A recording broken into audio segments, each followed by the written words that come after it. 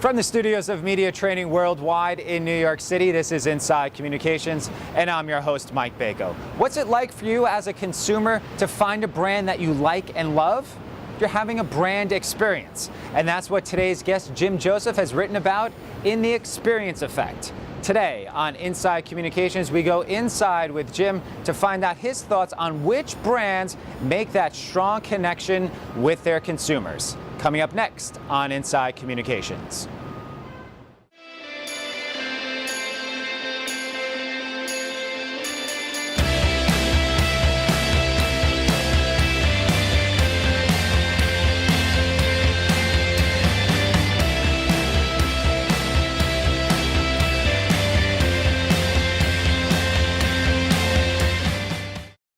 Jim, thanks for joining us today on Inside Communications. Thanks for having me. In your book, The Experience Effect, you talk about building a brand experience.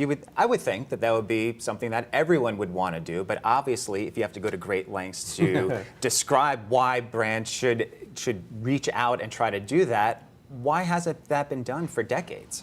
Well, I think there's all sorts of different theories when it comes to marketing. The truth, though, is that in any given category, most of the products are pretty much the same. They offer pretty much the same functional benefits from one product to another. So almost everything is a product, but there are very few brands that excel out of being a product. And it's through the experience that you offer your consumers that makes you a brand, that builds that emotional connection, that makes consumers want you as opposed to just need you. Right, so let's get right into it. Who does it well? You mentioned it in your book, J. Crew does it well. Why J. Crew as opposed to Gap or Macy's or something like that? Again, it's all about the experience, and it's about the well-rounded experience from every single touch point. You can read a J. Crew catalog, you can go to the J. Crew website, you can go to a J. Crew store, J. Crew social media. It's that same very consistent brand experience that you could strip off the logo and you still know you are at J. Crew. But it's a little bit different in every single one of those venues. That folks that shop a catalog are looking for a different experience than folks that shop retail. And J. Crew knows that. They know that people are looking for different things in those venues, and they tailor the experience, still always J. Crew, but they tailor the experience to those shoppers. And what they get you to do is, yeah, you might walk in thinking that you need to buy a pair of khakis and a shirt for work, but you walk out wanting J. Crew because the experience you just had, the customer service, the selection, the way it's merchandised, and that's done so consistently every single time. And they obviously know their customer. Tell us a little bit about how brands can understand their customers, especially now with social media where you can have that great interaction with them on Facebook and Twitter. How can a brand go out and understand their customer to build that experience? I always say that really good marketing and a really great brand experience starts with understanding your consumer. You have to have a fundamental understanding of how he or she lives their lives, how you can add value to them, what they're looking for in a brand like yours. So I believe everything sort of begins and ends with the consumer. And there's lots of very traditional market research techniques that we all use that are very effective at helping us to understand the demographics of our consumers. You know, their ages and their incomes and where they live. I mean, there's lots of rich data there. It's the psychographics, though. It's their attitudes and their behaviors and the way they feel and what they worry about that really helps you to get a really good understanding of who your consumer is and how you can improve their lives. So I always tell our clients, spend a day with your consumers. I remember when I was at Johnson's Baby Products, I was a brand manager, I was 25 years old. Here I am in charge of Johnson's Baby Powder. I'd never held a baby in my entire life. So I spent a day with a new mom and I helped her change diapers. I went to her pediatrician appointment and I got such an unbelievable understanding of what she goes through. The psychographics, the attitudes and the fears and the worries and the interaction with her husband and the interaction with her baby and her other kids. Invaluable research, invaluable understanding of the consumer beyond anything I would have ever gotten from a market research deck. And why haven't companies been doing that for generations now? Certain ones certainly have been doing it, and they are the successful ones, but why haven't more companies been doing that? I think it comes down to time and priority and resources, and I think that a lot of marketers think that they understand their consumers a lot better than they do. They understand them demographically, and they understand what their needs are, but they don't always understand their wants, their emotional wants. And I think it's what separates the really powerful brands from the other products in the categories. When you look at a J. Crew, or even a Best Buy, I think they're a great example of rising above the electronics price game and offering really true customer service over social media, really helping people get over buyer's remorse by saying, hey, when you get home and you're trying to hang your $2,000 flat screen TV, here's a Twitter handle of someone who can help you when you're trying to put the blue cord into the blue slot. And they understood that the experience will help transcend just price, will help just transcend, I need a flat screen TV, and help build a much bigger emotional connection. Where do companies go wrong in terms of doing this? Is there ever a danger of having too much information, of having too much noise cluttering out exactly what you're trying to do? Oh, absolutely. There's analysis paralysis, certainly, where you have so much data you can't get out of the data. And I think where a lot of people go wrong is they forget that there are people in there, that these are real, live, breathing, living people that we're talking to, communicating with, trying to build a relationship with, and that they're more than just the numbers. So really trying to understand how they live their lives can help you break through how to connect with them and how to have an emotional connection. So in a way, it's almost the baseball manager that has too much statistics as opposed to just saying, you know what, this guy's riding a hot hand, let me go with him, almost the opposite of what we're seeing now with Moneyball and different things like that. Absolutely. And I think that a lot of brands think that the functional benefits that they offer are enough.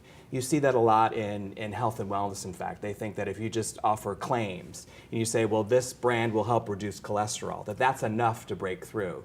But you need to build a much more robust experience if you're going to get that consumer and get them sort of engaged in your brand. You need to offer them more than just the product alone. You know, healthy information, lifestyle tips, resources, ways to connect with other consumers, which is what we're seeing is so powerful about social media now, is that brands are helping people find other people like them and helping them connect with them and learn from each other, because consumers are finding that to be actually much more meaningful. If I can meet somebody who's going through the same thing I'm going through, and if a brand is what connects me there, then suddenly I have a much bigger impression of the brand. Building that community. Exactly. Exactly. So which companies are doing that well? Certainly brand loyalty for something like Coca-Cola. I was just down in the South, and everyone down there has a story about their grandfather or their grandmother taking them out fishing, having a Coke. They have that brand identity with them. They do. How can companies foster that and build on that and build that legacy? Well, Coca-Cola is a great example. Pepsi is a great example. Two competitors who duke it out for who's got the bigger, better emotional connection with their consumers. And diehard consumers of either of those brands will defend those brands, you know, all the way down the pike. And that's ultimately what you want to get to. We have a client at Lippe Taylor who I think does an especially amazing job. Philosophy, line of skincare products. Been around for quite some time, but certainly not a heritage brand, you know, relative to many brands in the beauty industry, a young brand, but has developed an unbelievable emotional connection with their consumers, unbelievable love. And when you hear how consumers talk about that brand in social media, you just see all these emotions sort of pouring out about, you know, how the brand makes them feel, and they give the brand as gifts, and they can't wait to introduce their daughters and their friends to the brand. You hardly ever hear a functional benefit.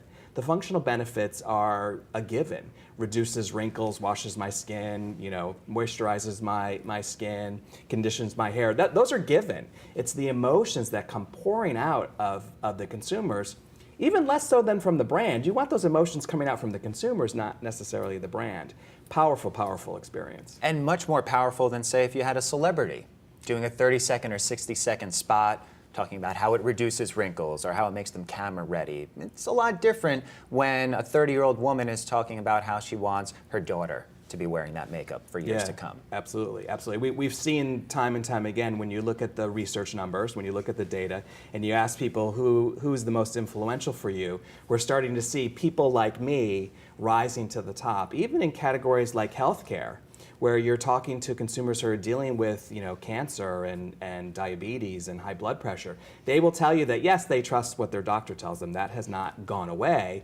Their influence has come down, though, as finding other people that are going through the same thing I'm going through, who are also diabetic or newly diagnosed with cancer or dealing with high blood pressure. I want to hear what they have to say and what they've gone through and what they've done to sort of improve their life. And as I mentioned before, if a brand is the one that's helped me connect with those folks, then suddenly I feel better about the brand as well.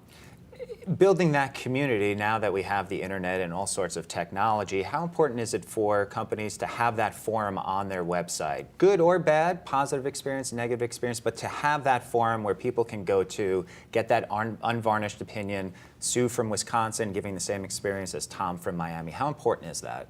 The website is certainly important, but the website is no longer the end-all, be-all. I think 15 years ago, clients said, I want the biggest, most robust website I can have. It was all about being sticky and all about getting people to stay on my website and, never go anywhere else.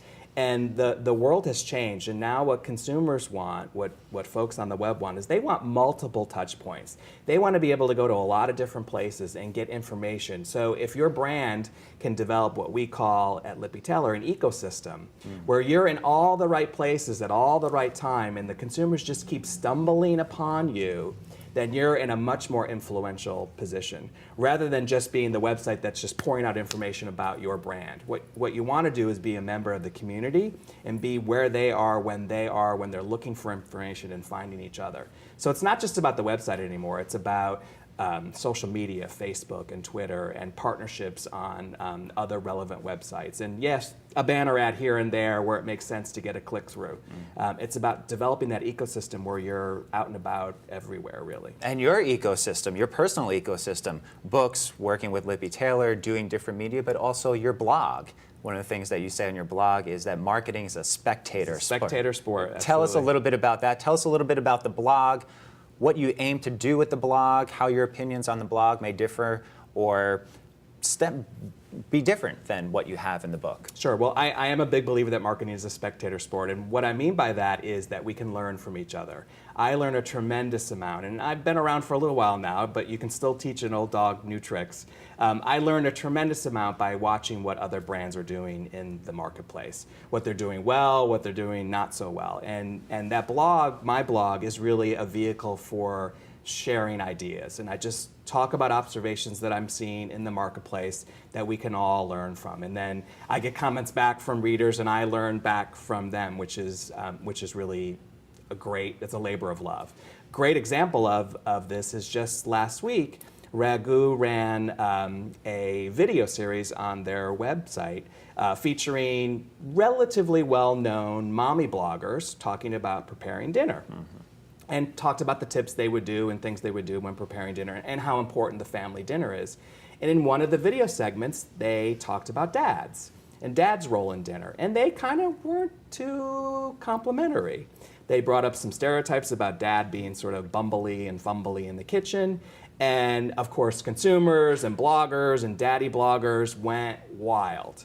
And I wrote about it in my blog, and I said, marketing's a spectator sport. Let's learn from this. Let's learn that adopting the same old stereotypes aren't going to necessarily resonate. And let's learn the power of these bloggers and the power of the consumer voice and the fact that consumers reacted so quickly and so negatively. We should all learn from that. Let's not trash the brand for doing it. They're not necessarily wrong. Let's all learn from it. So that's sort of the purpose of the blog. And what other functions does the blog serve? I noticed just recently something as simple as a focus group skit on Saturday Night Live, getting a couple paragraph commentary from you. It's important just to keep that intellectual dialogue flowing, whether it be a longer form narrative like the book or just putting out 3 or 4 paragraphs on something that you see on TV. Yeah, the spirit of my blog actually is just a quick little hit. I write it every single morning. It's sort of part of my daily routine. I get up and I start writing. And it's meant to be a quick little hit, a quick little observation in the marketing space. I have guest bloggers come on every now and again to get a different point of view. So yes, today I wrote about the SNL skit about the professional focus group person with Melissa McCarthy. And people have been reading it and commenting on it already. Just random stuff sometimes, but And sometimes, always related back to marketing. and it's related back to marketing, but it also gets your name out there, so people that might not be familiar with your work with Lippe Taylor or even with the book see you in that arena as well. Yeah, well, it's nice to have a voice in the industry. There are a number of people in the industry that have tremendous voices, and they state their opinions, and they have a role in shaping the future of the industry, and that's where I want to be also, and where I want the agency to be. We're a team of thought leaders at the agency, actually, in communications and in marketing and digital marketing and creativity. So I want to have our voice out there, and I want to be leading the industry and doing the best marketing that we possibly can, and advancing the industry to be a place that clients are happy to be a part of, that new folks want to bring their talent into the industry. I believe it's all part of the same thing. Well, Jim, thanks for sharing your thoughts with us and going inside communications with us. Thank you. Thanks.